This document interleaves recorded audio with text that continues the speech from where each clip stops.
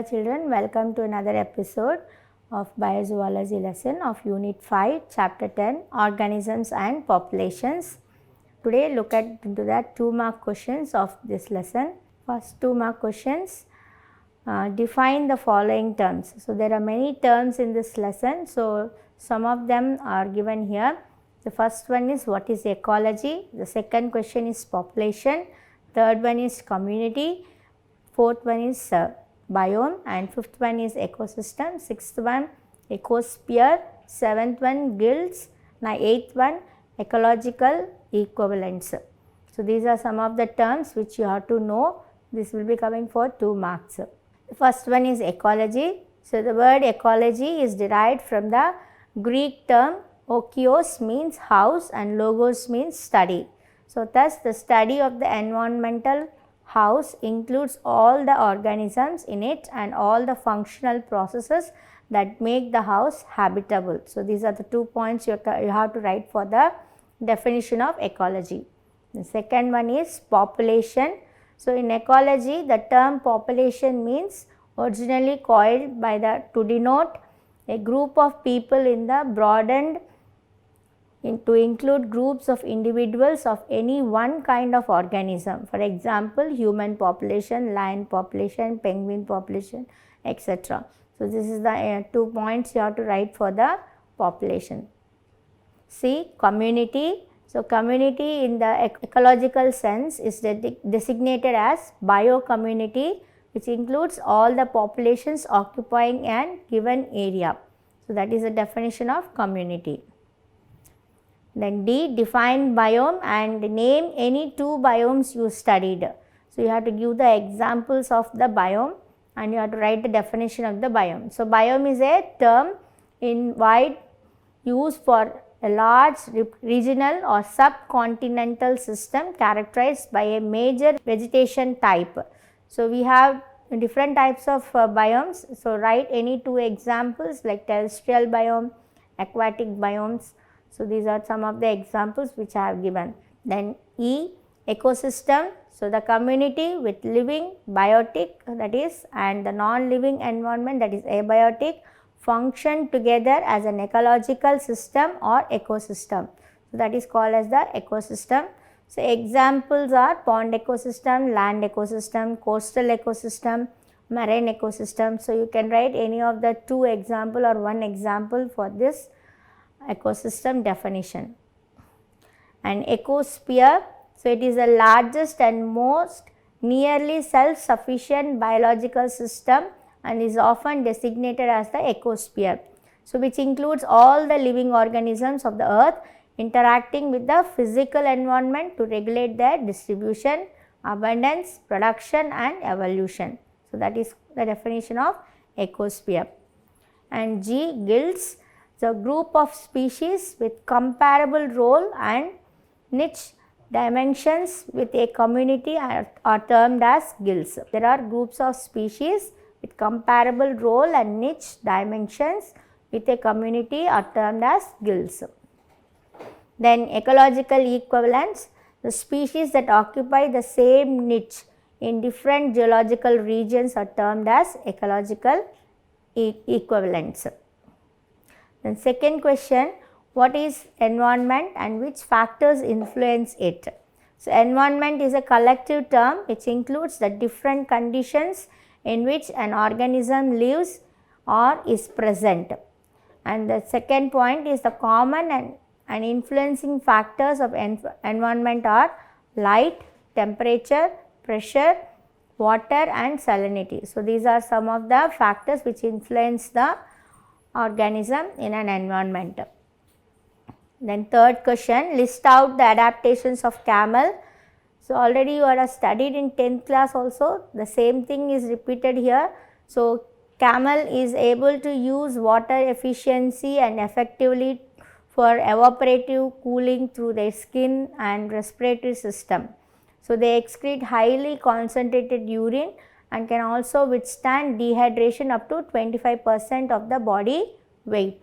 And the hooves and the hump are also suitable adaptations for the survival in this dry sandy environment. So these are some of the adaptations made by the camel. Then fourth question, list out the adaptations of fish. So, if you see fish, their fins are used for the locomotion and their streamlined body, it is helping in the aerodynamic and lateral line systems, it is used in the sensory, and gills for the respiration, air sacs for flotation, and kidneys for excretion. So, these are some of the adaptations of the fish which is using for different purposes. Fifth question, what is a habitat? So, habitat can be considered as the address of the organism. The collection of all the habitat areas of a species constitutes its geographical range. So, example is xerophytic habitat, aquatic habitat, etc. And question number 6, define ecological niche. So, every organism has its unique habitat. So, it also has an ecological niche which includes the physical space occupied by the organism and its functional role in the community. So, in an ecological niche, the organism will be having a physical space. So, it will have some space where it can stay. So, it will occupy some space so that other organisms will not come into that vicinity. So, that is called as the physical space, and it also has some functional role in the community where it is living. So, that is called as the ecological niche. An ecological niche of an organism not only depends on where it lives, but also it includes the sum total of the environmental requirements. So, it was Charles Elton in 1927 was the first person to use the term niche as a functional status for an organism in its community. So, these are the points you have to write for the ecological niche. Then 7th question, define Van Hoff's rule. So, Van Hoff's rule was proposed that with the increase of every 10 degrees centigrade, the rate of metabolic activity doubles or the rate of reaction is halved with the decrease of 10 degrees centigrade. So, the effect of the temperature on the rate of reaction is expressed in the terms of temperature quotient or Q10 value. So, what is the Van Hoff's rule is explaining is, so every increase in 10 degrees centigrade means, so when there is a temperature rise in 10 degrees centigrade, then the metabolic activity also will be doubling, that is it will increase twice, and if it is decreasing by 10 degrees, then the reaction rate of the body is reduced to half. So, that is what it is telling, and the quotient of the Van Hoff's rule is measured, it is termed as Q10 value. So, sometimes they can ask a question, what is Q10 value? So, at that time you have to write the Van Hoff's rule only. Then question number 8, define Bergmann's rule. So, Bergmann's rule is an ecographic principle that states that within broadly distributed taxonomic clade, population and species of larger size are found in colder and of smaller size are in warmer regions. So, if you take any population or any species, if you take, so their size will be bigger in colder regions, and warmer region their size will be small. So, that is what it is explaining. So, for example for that is the bear population. So, if you take in the warmer regions, the bears in that warmer region are very small and they are having short limbs, legs, and if you take the polar bear which is there in the colder regions, so it is having a great height and the limbs are very long. So, that is what it is explaining in the Bergmann's rule. Then question number 9, define Allen's rule. So, it states that warm-blooded animals living in colder climates tend to have shorter limbs, ears and other appendages when compared to the members of the same species in warmer climates. So, it is also explaining the same as Bergmann's rule only. So, what it is saying is, in warmer climate, warm-blooded animals which are living in the colder climate, they will be having short limbs, ears and other appendages, but in the species which are living in warmer climates, they will be having longer limbs than the warm blood animals. So example is the correlation of the ear length and air temperature of the hairs, and example genus Lupus. And question number 10, define Jordan's. So it is observed that there is an inverse relationship between water temperature and fish meristematic characters. Lower the temperature, more the vertebrae. So vertebrae, you know, the spinal cord. So that will be more if it is less temperature, and if it is higher temperature, it will be having shorter vertebrae. So that is the Jordan's rule. Then define photokinesis. So a change in the speed of locomotion or frequency of turning in a motile organism or the cell which is made in response to a change in light intensity is called photokinesis. So photo means light, kinesis means movement. So if you know the definition, you can write that one. So the meaning of photo means light and kinesis means movement. So a change in the speed of locomotion in a motile organism or cell which is made in response to a change in light intensity is called photokinesis. So it involves undirected random movement in response to light. So there is no particular direction, it should go in this way. Where the light is there, in that direction the organism or the cell will be moving. Then define phototaxis. So the movement of organism in response to light either towards the source of light. So it is of two types, positive phototaxis moving towards the light, example moths, and negative phototaxis moving away from light, example Euglena, volvox and earthworm. So any one you can write in this. So that is called phototaxis. Taxis means movement, photo means light. So moving towards the light or away from light. So that is called phototaxis. And question number 13, name the types of organisms based on the temperature tolerance. So we have two types here, that is eutherms, the organism which can survive in a wide range of temperature, those are called as eutherms, and stenotherms, and these are organisms which can tolerate only a narrow range of temperature. So these are the two types based on the temperature tolerance. Then question number 14, what are useful adaptations to overcome extreme winters and summers? So in case of extreme temperatures, organisms have adapted by forming heat resistant spores, cysts like entamoeba, and antifreeze proteins which are present in the Arctic fishes, and hibernation, that is called winter sleep, and estivation, that is called as summer sleep. So these are some of the adaptations used by the organisms. 15th question, how does light influences the overall development of organism? So light influences growth, pigmentation, migration and reproduction, and the intensity and frequency of light also influences the metabolic activity, induce gene mutations, and light also influences diapause in organisms like insects, and light also influences the locomotion and movement of lower animals. So these are some of the how light influences the organisms.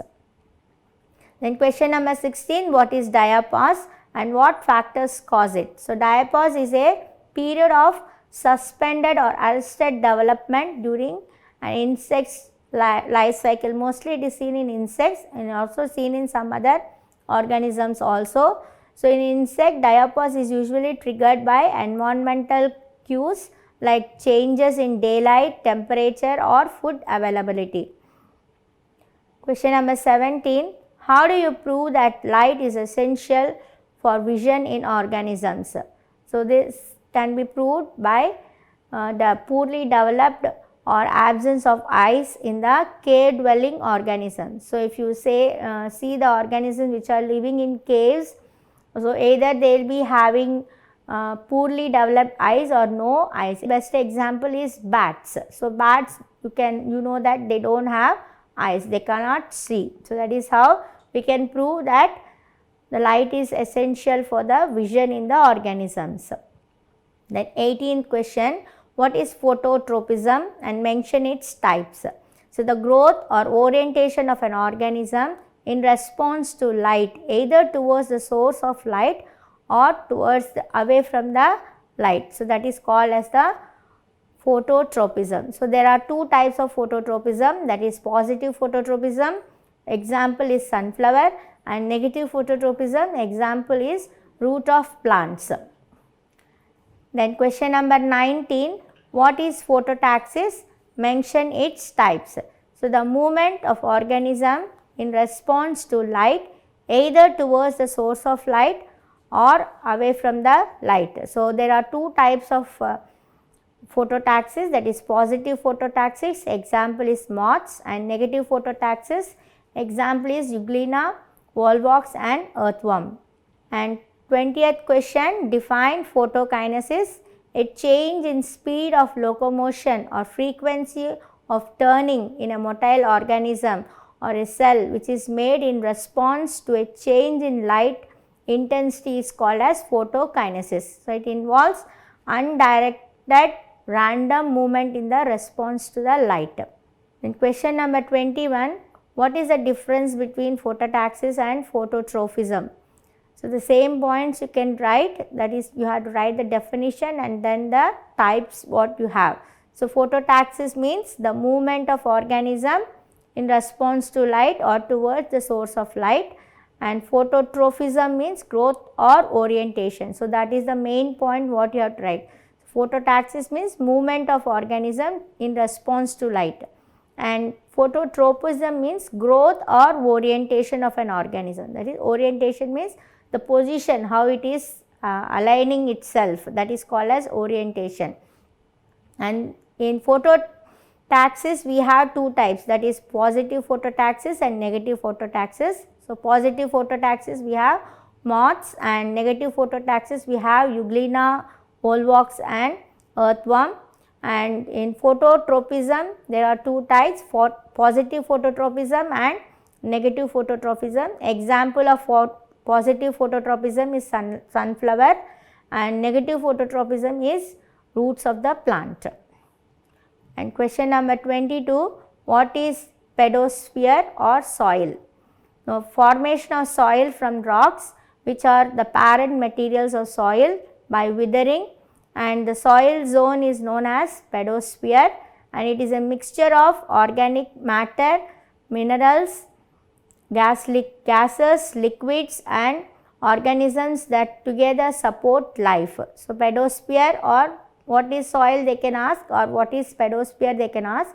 So, pedosphere is nothing but it is formed from the withering of the soil, the withering of the rocks. Withering means breaking of the rock due to heat. So, that, and it will be broken down into smaller pieces, that is called as a withering. And the soil has a mixture of organic matter, minerals, gases, liquids and organisms that together support life. Question number 23, what is pedogenesis, or what do you mean by embryonic soil? So, there are two types of questions they can ask in this. So, the formation of soil from rocks which are the parent materials of soil by withering is called as embryonic soil or pedogenesis, and the soil zone is known as the pedosphere. And question number 24, what is the difference between hibernation and estivation?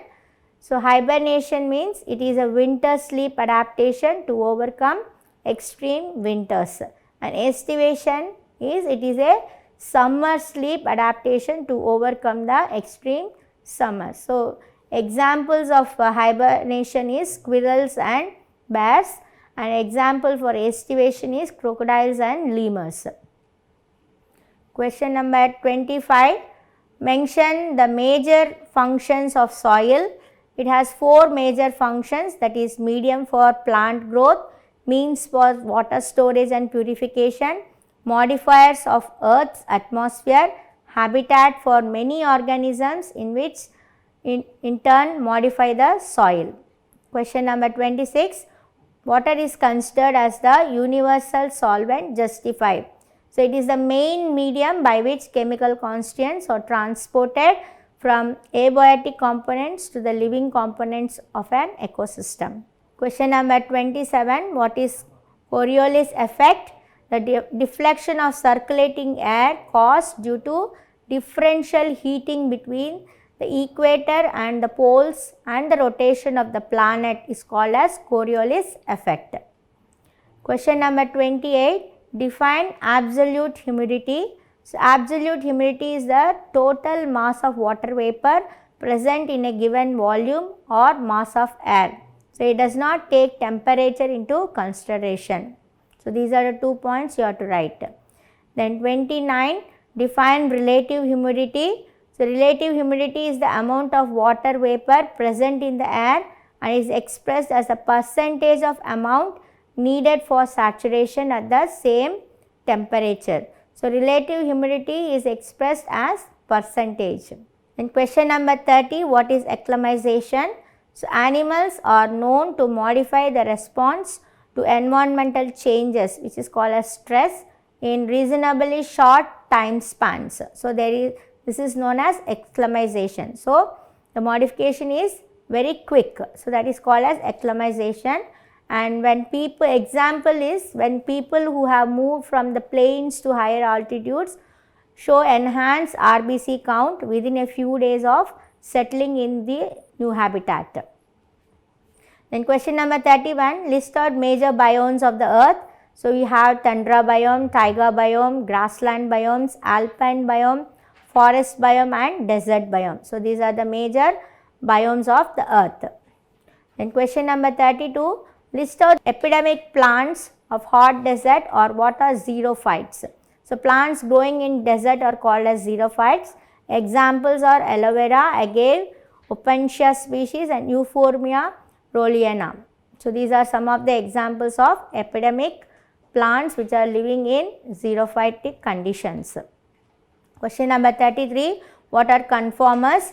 Most animals cannot maintain a constant internal environment. So, in aquatic animals like fishes, the osmotic concentration of the body fluids changes with that of the ambient water osmotic concentration. So, that is called as the conformers.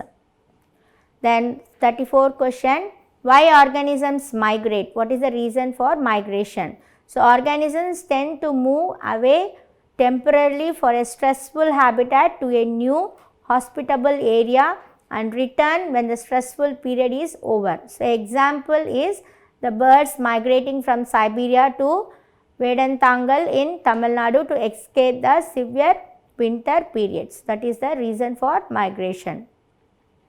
Then question number 35, what is known as adaptation?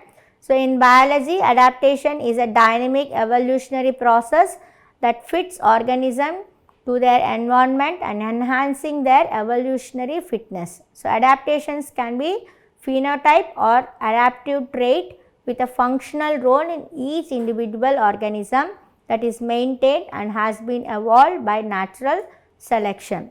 Change in the environment can be shown in phenotype, that is external characters it can be shown, or it can act as an adaptive trait with a functional role in each individual. Then question number 36, define population.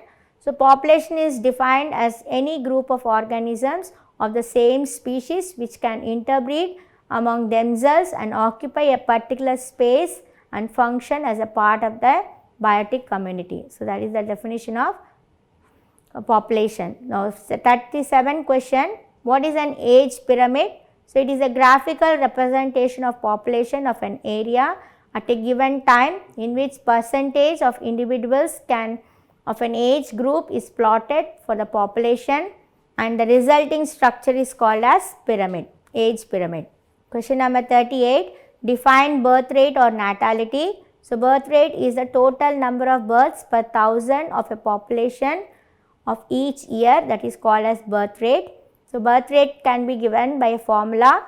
Birth rate is equal to number of births per unit time divided by average population.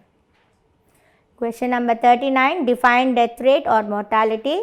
So, mortality rate is a measure of the number of deaths per thousand of a population each year.